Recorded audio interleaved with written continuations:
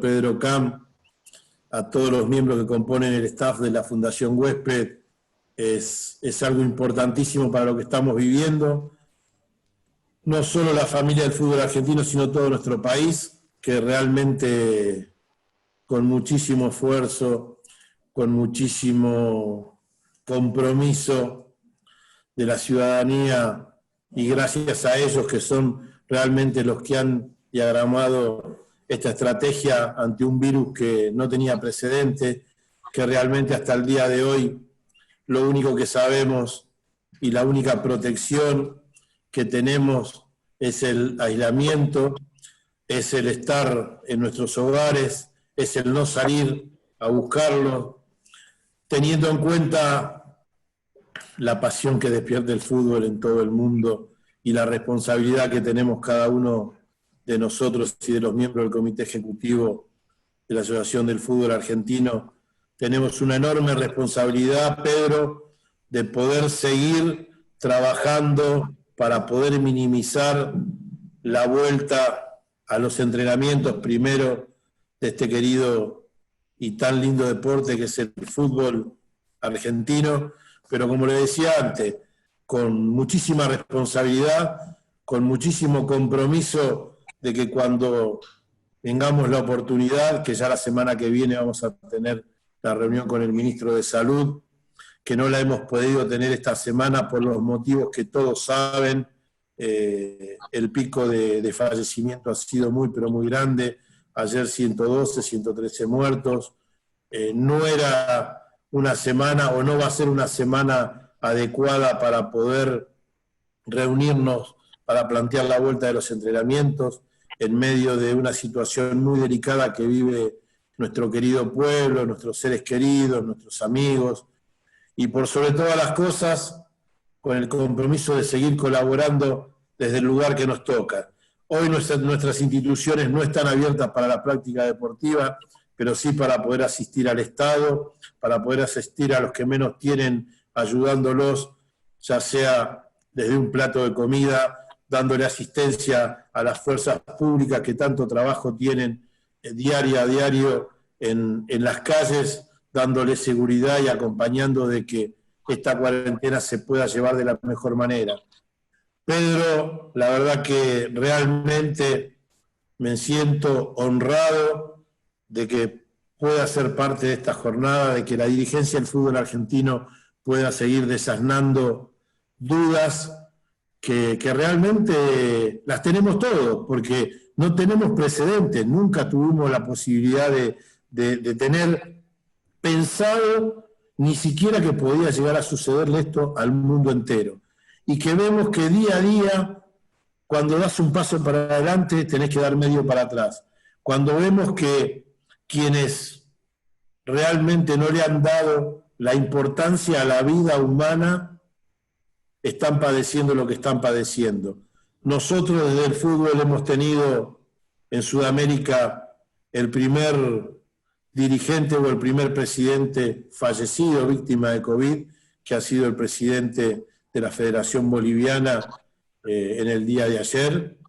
Y esto es nada más que comentarles que el viernes anterior, cuando se llevó a cabo la reunión de Conmebol para poner la fecha al fixture de la Copa Libertadores, alguien que participó de la reunión muy solalladamente y casi tragicómicamente dijo que el presidente Salinas no participaba porque tenía una fuerte gripe. Y realmente a mí me dolió mucho y no pude con mi genio y le dije que no subestimara a este virus, que sin duda esta gripe, como él llama, o fuerte gripe, hay que tener recaudos, hay que respetarla.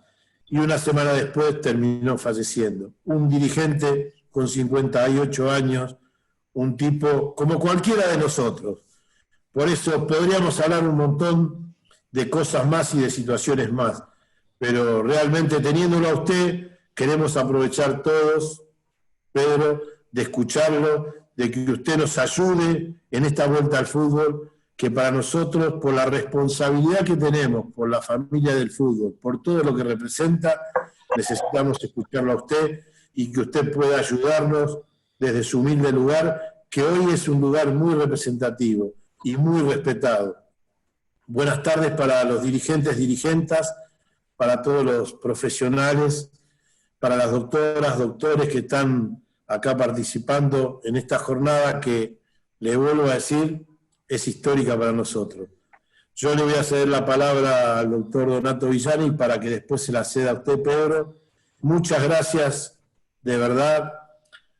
Quiero recalcar esto, que por ahí no lo saben los dirigentes del fútbol argentino, pero esta jornada que vamos a vivir, que nos va a dar la Fundación Huésped, es ad honorem. El doctor nunca quiso que apoyáramos ni que acompañáramos de ninguna manera económica a su fundación, y sí se comprometió con el fútbol argentino y con su familia para que pudiéramos compartir esta jornada. Muy buenas tardes para todos. Adelante, Donato. Espero que sea lo más breve posible para que Pedro pueda iniciar esta jornada. Buenas tardes a todos y todas. Buenas tardes a todos. Nada que agregar, presidente. Estamos a la espera que Pedro nos desasne y que nos ayude para la vuelta al fútbol y para que toda la familia del fútbol argentino esté cubierta como corresponde. Pedro, cuando vos quieras, podés arrancar. Bueno, buenas tardes, muchas gracias a todos. Les pido, si por favor, si alguien no tiene muteado el micrófono, que lo haga para que no tengamos ruidos de fondo. Y voy a compartir la pantalla.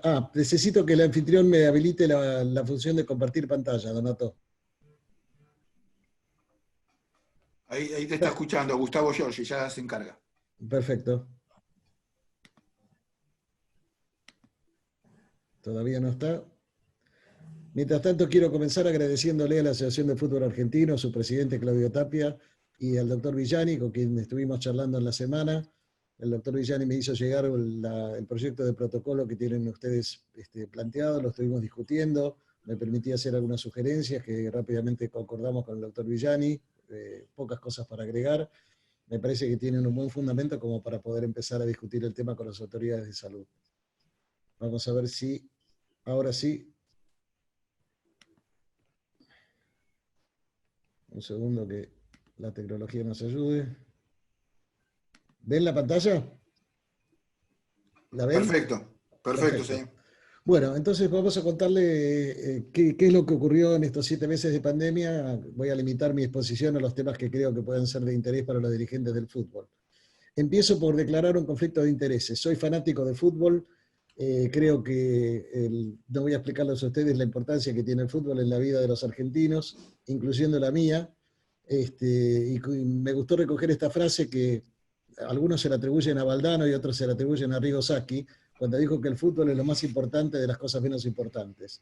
Es cierto, hay cosas más importantes que el fútbol, pero el fútbol está en primera línea después de las cosas esenciales como la salud, la libertad, la educación, y evidentemente el fútbol ha sido en nuestro país en particular realmente una tabla de salvataje para muchos chicos jóvenes que por su condición social por ahí hubieran caído en situaciones mucho más riesgosas y pudieron hacer del fútbol un modo de vida, ¿no? Así que también en el fútbol uno se educa.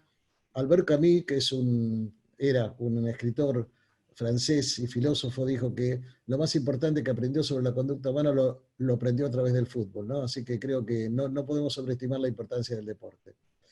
Lo concreto es que el día 27 de diciembre del año 2019, un médico en la ciudad de Wuhan, en China, comunica que tuvo un brote inusual de pacientes con neumonía en su clínica, y a partir de ahí se desata lo que estamos viendo, ¿no? Empezó en Wuhan. Los mercados en China tienen la particularidad de tener una cierta promiscuidad entre animales vivos, animales muertos y seres humanos, y allí es donde probablemente se produjo el inicio, en esas ferias, en esos mercados, el inicio de una situación que terminó con la foto que ustedes ven, una de Buenos Aires, otra de Nueva York, con las calles completamente vacías, ¿no? Como decía el presidente Tapia, evidentemente estamos en presencia de un fenómeno mundial totalmente inesperado para el cual no estábamos preparados. Como les decía, todo comenzó con estos 27 casos, y 4 días más tarde se reporta la situación a la Organización Mundial de la Salud, y para ver un poco la rapidez con la que se trabaja, el día 7 de enero los científicos chinos lograron identificar que se trataba de un nuevo coronavirus, que fue identificado como la causa de esta enfermedad. 3 días más tarde, la Organización Mundial de la Salud pone a disposición de todos los países este genoma como para poder empezar a trabajar en recursos diagnósticos y terapéuticos. Los coronavirus son una familia de virus muy grande. Ya nosotros teníamos coronavirus circulando en nuestro país y en todos los países hace mucho tiempo. Muchos de los virus digamos, de los cuadros de vías aéreas superiores, de los cuadros de resfrío, están producidos por coronavirus. Solo que en el siglo XXI aparecieron, digamos, nuevos tipos de coronavirus para los cuales los seres humanos no estábamos preparados. De alguna manera éramos todos susceptibles. Y les voy a dar 2 ejemplos de coronavirus del siglo XXI. Uno fue el SARS, por el síndrome de dificultad respiratoria aguda del adulto, que apareció en China. Tuvo 8.000 casos, como ven, estuvo limitado, con una mortalidad alta del 10% a lo largo de 32 países.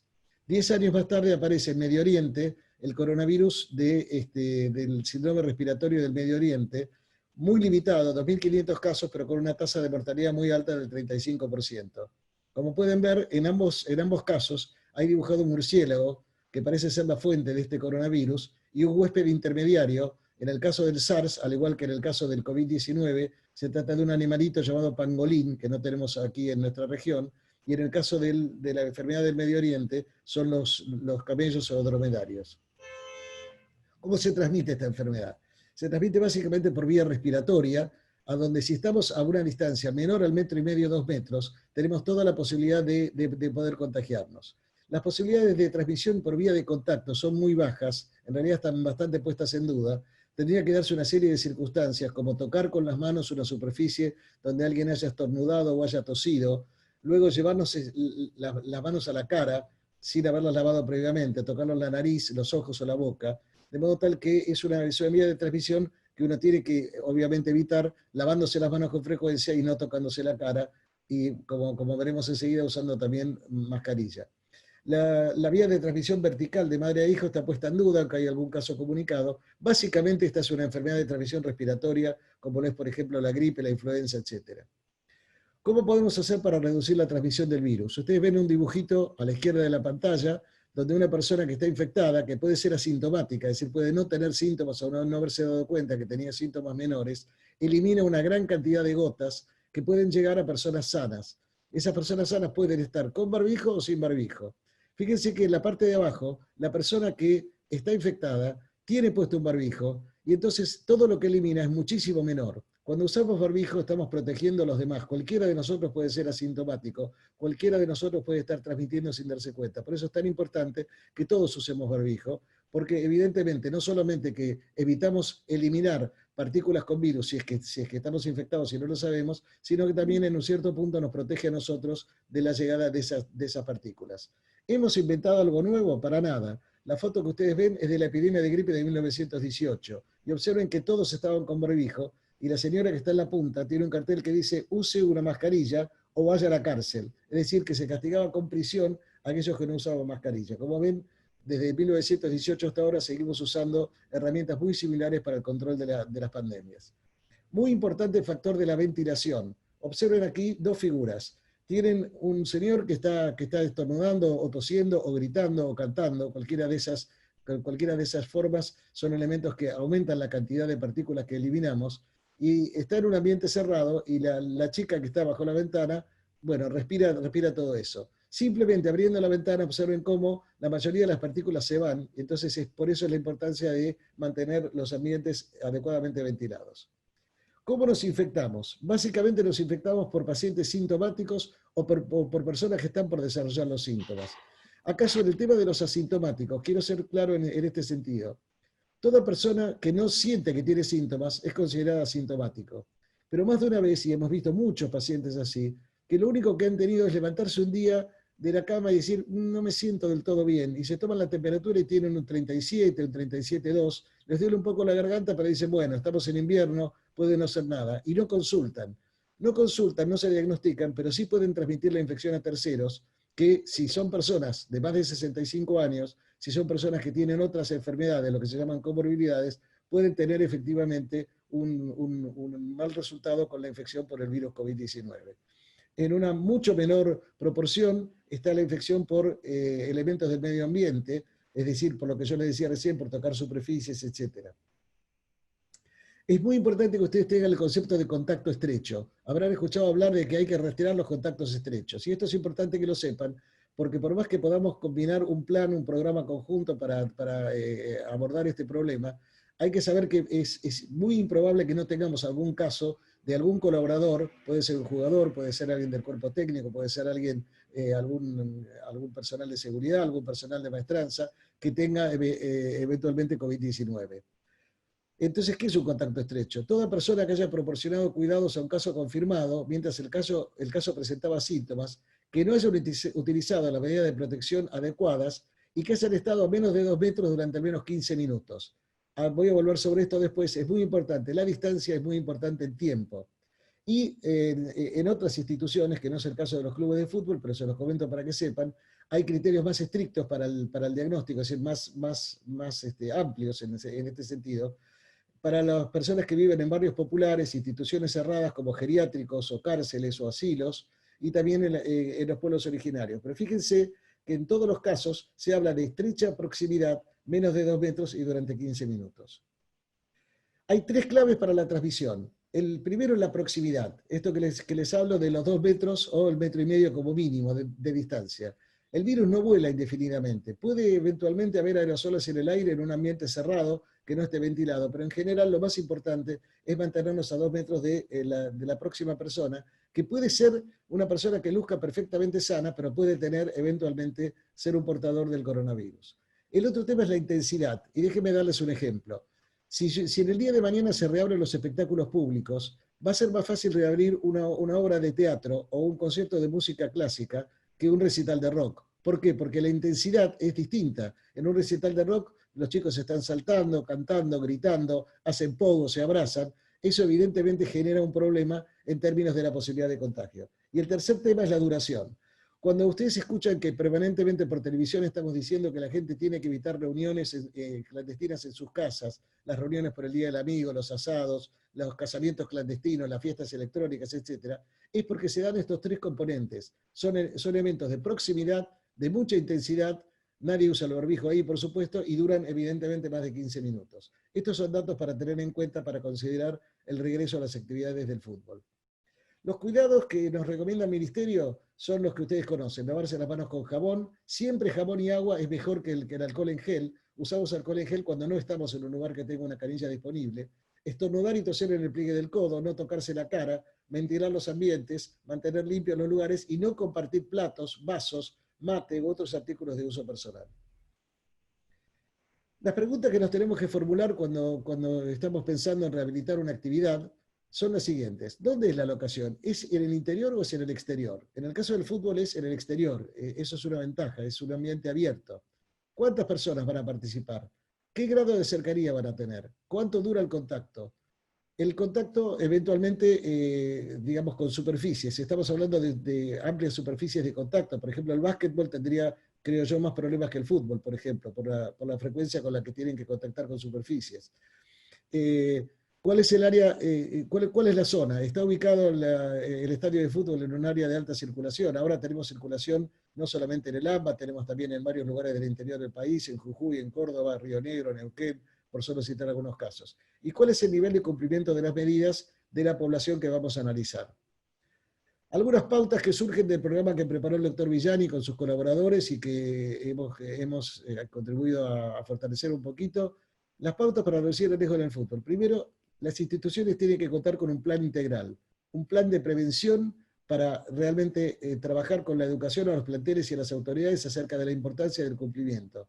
La mayoría de los jugadores son jóvenes, como tales suelen ser rebeldes al cumplimiento de las normas, saben que por ser jóvenes tienen riesgo de contagiarse, pero tienen menos riesgo de hacer enfermedades graves o morir. Por lo tanto, es muy importante tener un plan de educación a los planteles. Y también tener un plan de contingencia para saber cómo proceder en el caso que aparezca un colaborador con coronavirus. Es muy importante que cada club designe un responsable, que sea el elemento que reúna toda la información y esté en condiciones de compartirla con las autoridades de la AFA, con el doctor Villani y con quien se ocupe de eventualmente asesorarlos en este tema.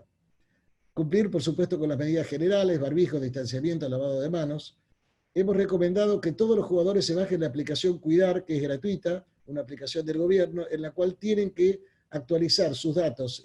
Hay una serie de preguntas, muchos de ustedes ya deben tenerla, una serie de preguntas si tienen fiebre, si tienen dolor de garganta, si han perdido el olfato, etcétera, y tienen que mostrar que la aplicación Cuidar los autoriza a circular antes de ingresar a la institución.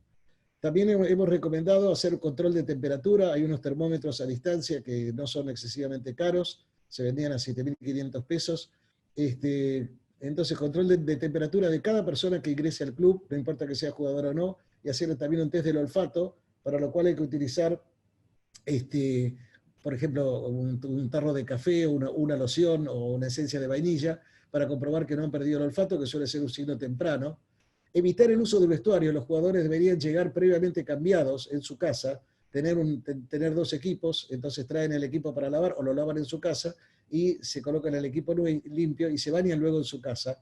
Evitar el uso del transporte público. Esto es muy importante que se lo aclaren al ministro Ginés cuando vayan a verlo, porque una de las cosas que las autoridades tratan de evitar es la sobrecarga del transporte público. Entonces ustedes tienen que mostrarle que el fútbol no va a complicar el transporte público, que los jugadores van a ir en automóvil, no más de 2 personas por automóvil, o aquellos que no tengan, si ustedes van a alquilar una van o un bus, no tienen que ocupar más del 50% de los asientos, como está recomendado por el Ministerio de Transporte.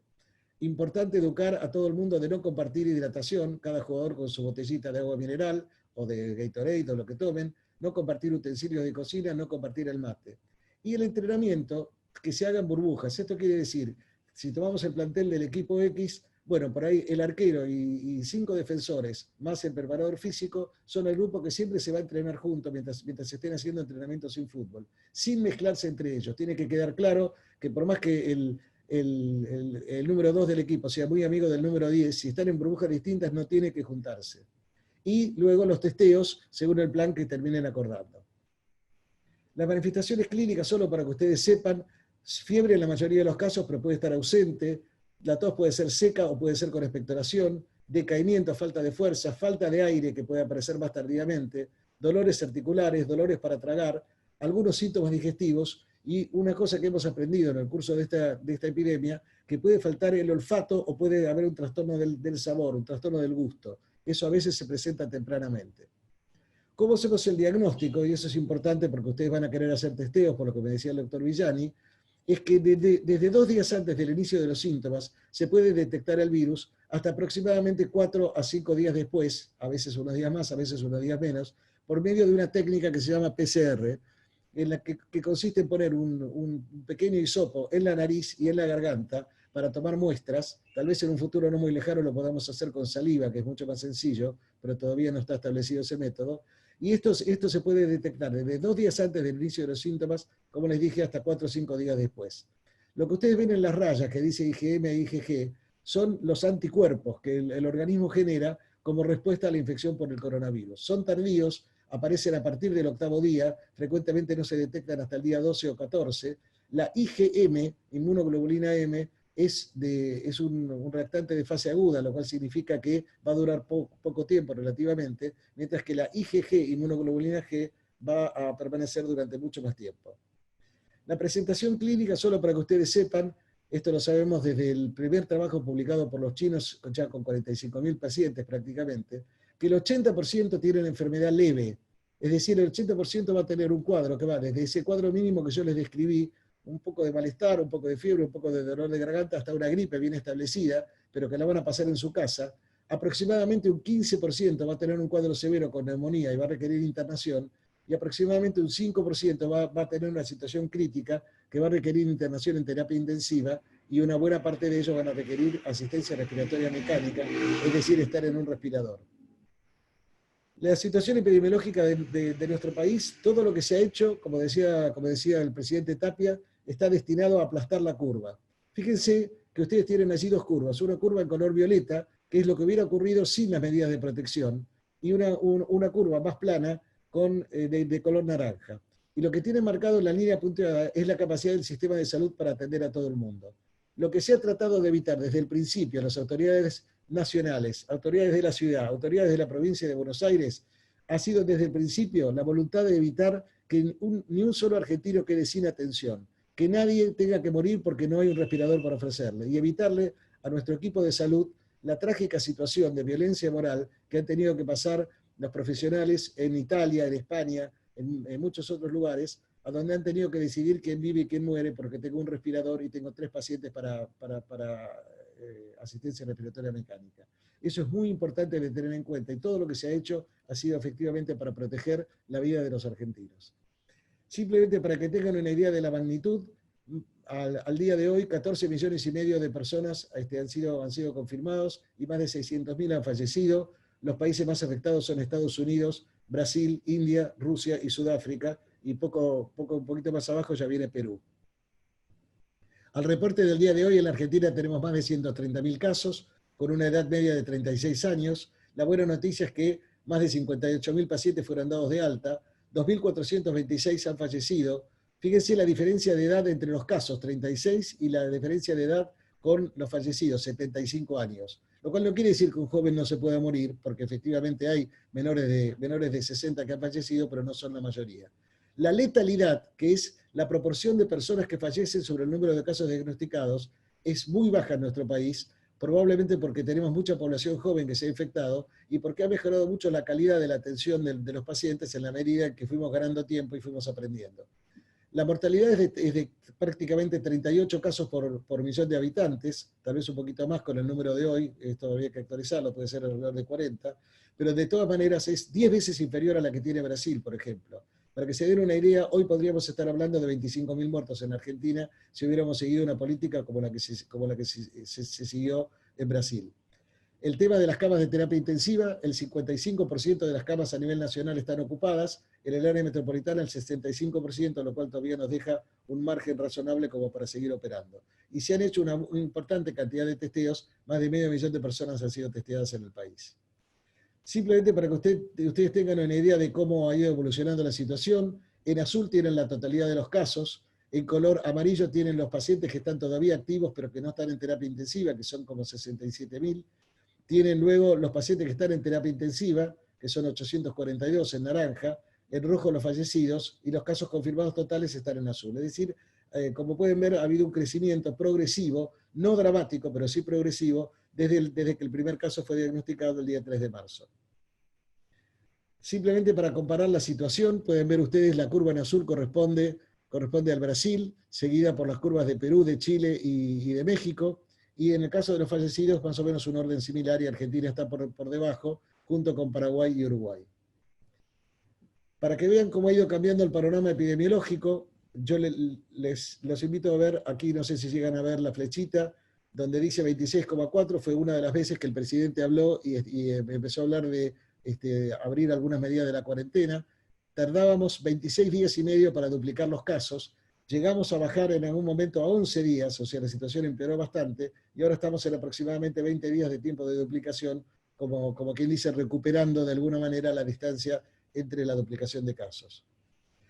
¿Qué nos dice la Organización Mundial de la Salud que se requiere para salir de la cuarentena? Primero, que la transmisión esté controlada, es decir, tener una situación en la cual, si bien haya casos, porque sigue habiendo casos en muchos países, pero en un tipo de crecimiento que no pone en peligro el sistema de salud, un sistema de salud reforzado, eso se ha producido en Argentina, gracias también al tiempo ganado en la cuarentena. Hemos aumentado en un 40% la provisión de respiradores, en un 35% la cantidad de camas de terapia intensiva, se incrementaron las camas de internación general, se habilitaron lugares tipo Tecnópolis para el aislamiento de las personas que tienen coronavirus pero no necesitan atención médica continua y no pueden hacer el aislamiento en su casa. Se han controlado los riesgos en el equipo de salud, importando una importante cantidad de equipos de protección personal. Bueno, lo que nos reúne hoy, medidas preventivas en los lugares que reinician actividades. Por ejemplo, las empresas que reinician actividades, las fábricas, lo tienen que hacer, pero no usando transporte público, teniendo las medidas de distanciamiento, etc. Evitar casos importados, lo cual mientras las fronteras estén cerradas no hay mayor problema. Y como bien señalaba el presidente antes, la participación de la comunidad, ¿no? La información, el compromiso y el empoderamiento de la comunidad para jugar un rol activo en este sentido. Nada de lo que se hizo hubiera sido posible si la población argentina no hubiera contribuido de la manera como lo hizo. ¿Qué puede pasar en la pospandemia? Yo lo que les muestro acá estos dibujitos es que si realmente hasta que tengamos una vacuna o tengamos un tratamiento curativo o un tratamiento preventivo, lo más probable es que tengamos brotes periódicos, que pueden tomar cualquiera de las tres figuras que ustedes están viendo allí. Pequeños brotes sin mayor importancia o de repente un brote, como se ve en el gráfico del medio, un brote ya de mayor volumen que obliga a volver a cerrar actividades. Esto nos puede pasar a nosotros en Argentina también. Hay que tener en cuenta que la idea, todos queremos que la cuarentena se termine, todos queremos que las actividades vuelvan, pero vuelvo a repetir, lo más importante es no perder la posibilidad de atender a todo el mundo si se llegara a dar una situación así. Y para ir terminando, les quiero mostrar otra vez cómo la historia vuelve a repetirse. Este es un boletín de la época de la pandemia de gripe en España en 1918. Y ustedes no van a llegar a leer lo que dicen esas letras chiquitas, pero yo les cuento que dice que la infección se propaga por gotitas de saliva que uno despide al hablar o al toser, y que la persona que la respira puede contraer inmediatamente la infección.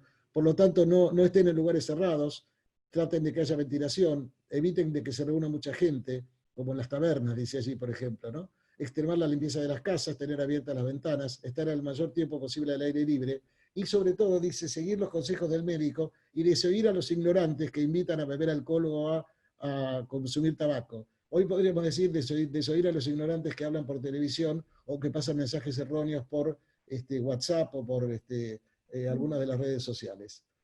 Y les cuento, como pequeño recordatorio histórico, que la pandemia más grave de la historia, hasta este momento, había sido la de la gripe española. Duró 2 años, con 3 oleadas, con 500 millones de personas infectadas y un total de 50 millones de personas fallecidas. Pero la mayoría de las muertes se produjo después de la segunda ola, porque la población soportaba tan mal la cuarentena que salió a la calle abandonando todas las precauciones, y allí llegó la segunda ola. En conclusión, estamos en desafío, tenemos enfrente un desafío sin precedentes a escala global, todavía con un futuro incierto, una enfermedad altamente transmisible ante la cual somos todos susceptibles, para la cual no tenemos memoria inmunológica, que produce una infección viral y en los casos graves una respuesta inflamatoria, después les puedo aclarar cuando llegue el momento de las preguntas a qué me refiero, que tiene una presentación clínica muy variada, que ha extremado que los estados tengan que invertir un montón de recursos técnicos y humanos y financieros para enfrentar. Hay múltiples tratamientos en estudio, así como varias vacunas en estudio, todavía ninguna comprobada. Todos los países sufren un grave impacto económico y social, no inducido por la cuarentena, sino inducido por la pandemia. Y esto nos pone de frente a nuevos desafíos que requieren cooperación y solidaridad a nivel tanto de la escala local como de la escala global.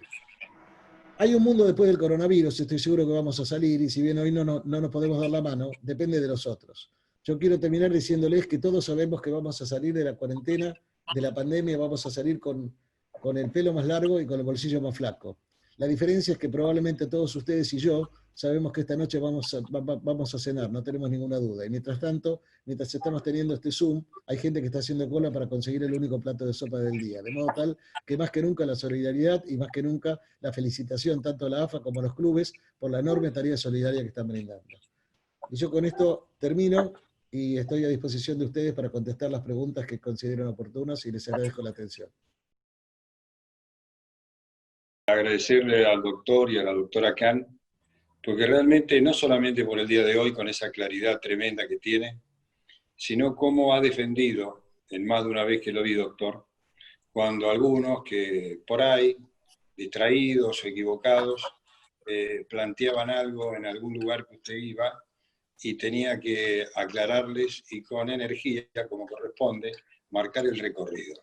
Lo felicito. Le agradezco infinitamente lo que está haciendo por el país, por todos nosotros. Y bueno, en el fútbol esperaremos el momento que el Ministerio de Salud lo marque y iniciaremos en ese momento lo que sea este comienzo de lo que serían las etapas que deberíamos cumplir. Le agradezco muchísimo y de alguna manera, ya que me lo permitió el presidente, como no creo que puedan hablar más de los 100 y pico que hoy están escuchando, en nombre de ellos les hago este agradecimiento a los dos. Repito, no solo del fútbol, sino como ciudadano de nuestro país. Muchísimas gracias.